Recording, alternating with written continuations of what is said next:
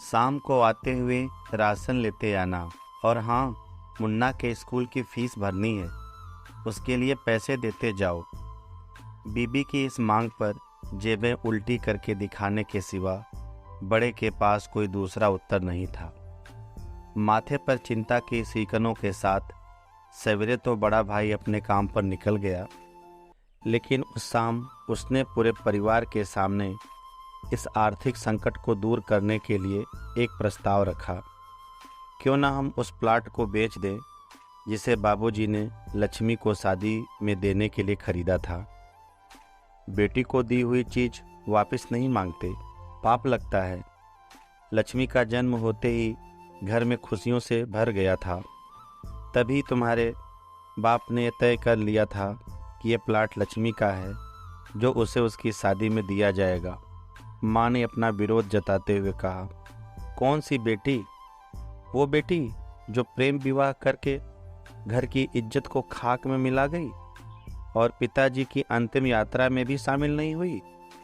बड़े ने टॉन्ट मारते हुए कहा, मेरा मुंह मत खुलवाया हूँ। कौन नहीं जानता कि लक्ष्मी को उस दिन गली के नाके से ही लौटा दिया गया था और उससे अपने पिता से आखिरी बार मिलने का हक भी छीन लिया गया था। माँ ने बेटी का पक्ष लेते हुए कहा। माँ के इस वार से दोनों बेटे चुप हो गए। ना बड़ा बेटा कुछ बोल पाया, ना छोटे बेटे के मुंह से कोई शब्द फूटा। थोड़ी देर की शांति के बाद छोटा भाई बोला, प्लाट बेच देंगे, पर क्या लक्ष्मी का कागजात पर दस्तखत करेगी? मुझे नहीं लगता वो हमारा भला सोच भी सकती है। आखिर है तो औरत जात, पुरुषों की परिस्थिति कैसे समझ पाएगी? काफ़ी वाद विवाद और सोच विचार के बाद सब इस बात पर सहमत हुए और पड़ोस के मोहल्ले की लक्ष्मी की दोस्त को बोलकर लक्ष्मी को घर आने का न्योता दे दिया। अगले दिन सुबह से गली के नाके पर खेल रहे बड़े भाई के लड़के की बुआ आ गई की आवाज़ सुन घर वाले चौकन्ने हो गए। दोनों भाई मन में द्वेष और नफरत के साथ उसको कैसे घर में आने के लिए कहें, इसी दुविधा में थे। वो कहते हैं ना, ज़रूरत के वक्त गधे को भी बाप बनाना पड़ता है। उसी कहावत के हिसाब से दोनों भाई बहनें बात करने के लिए तैयार हुए। दरवाजे पर जब बेटी और दामाद ने पूरे 7 साल बाद कदम रखा तो माँ की आंखें भर आईं और दोनों को बड़े प्यार से घर के अंदर लेकर आई।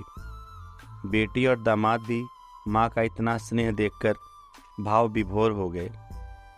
शाम को साथ में बैठे बेटी दोनों बेटों और दामाद के आगे हिचकिचाते हुए माँ ने ही प्लाट का मुद्दा उठाया।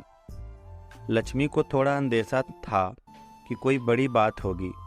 लक्ष्मी उसी दिन ये सोच रही थी कि ऐसी क्या बात हो सकती है कि जो खड़ूस भाई उसे बाप का मुंह भी दिखाने के खिलाफ थे, वो अब अचानक इतने कैसे पिघल गए। लेकिन अब उसको सारी बात समझ में आ गई।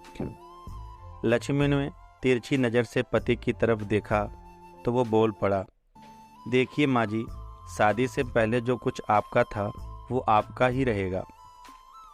ना उस पर मेरा या लक्ष्मी का कोई हक था और ना ही है, ना ही भविष्य में हम मांगेंगे।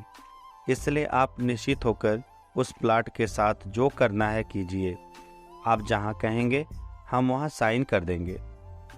सुबह से अपने जीजा से नज़रें चुरा रहे दोनों भाइयों ने जब अपने जीजा को अच्छे से देखा, सुबह प्लाट के कागजात पर बहन के दस्तखत लेकर काम खत्म किया जाए, ये तय हुआ। सब इस मीटिंग को ख़त्म कर रहे थे कि टीवी पर अनाउंसमेंट हुआ कि आने वाले 21 दिनों तक देश में लॉकडाउन लगाया जा रहा है।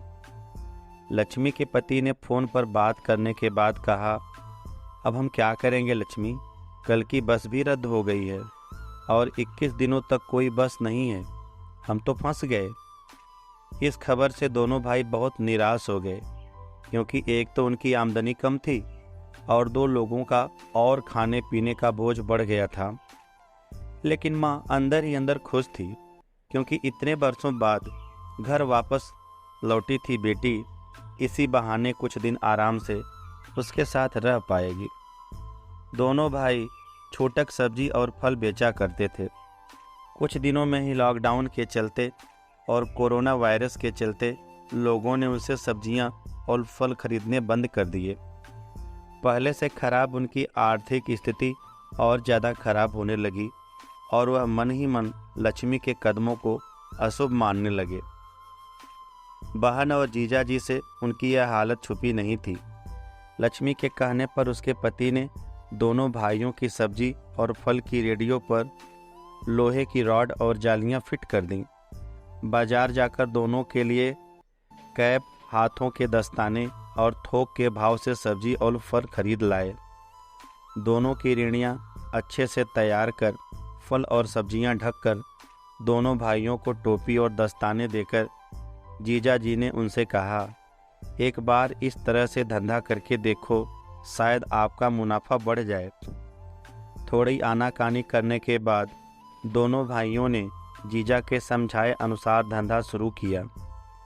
2-3 दिनों बाद ही कोरोना से घबराए लोग अब ढकी हुई फल और सब्जियां और दस्ताने और सेफ्टी का ध्यान रखते बेचने वालों से ही फल और सब्जियां खरीदने लगे।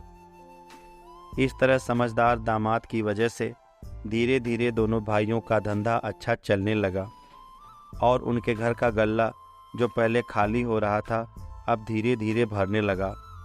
माँ जैसे अपने मरे हुए पति से मन ही मन संवाद साधने लगी।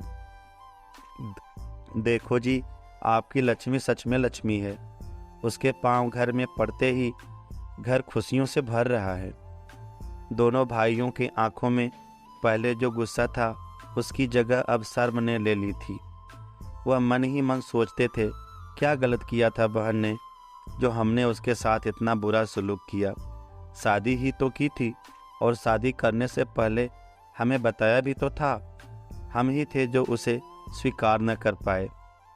दोनों भाइयों के मन में द्वेष और नफरत धीरे धीरे क्वारंटाइन हो गई। 21 दिन बाद जब दीदी और जीजा जी प्लाट के कागज़ पर साइन करने जाने लगे तब दोनों भाइयों ने उन्हें रोक लिया और उनसे माफ़ी मांगते हुए वो पेपर्स उन्हें देते हुए बोले, शादी के वक्त हमने आपको कोई तोहफा तो दूर की बात आपका हक भी नहीं दिया, लेकिन अब प्लाट को स्वीकार कर हमें प्रायश्चित करने का एक मौका दीजिए। सभी की आंखों में खुशी के आंसू आ गए और माँ ऊपर देखकर बोली, देखा, आपकी लाडली ने आज फिर हमारा घर खुशियों से भर दिया। दोस्तों और साथियों, अगर यह भावुक पारिवारिक कहानी आपको पसंद आई हो और आपके हृदय में कुछ हलचल हुई हो तो मेरे चैनल को सब्सक्राइब करें, अपनों को साझा करें और अपना लाइक बटन दबाएं ताकि हमारा मनोबल बढ़ता रहे। ढेर सारा धन्यवाद।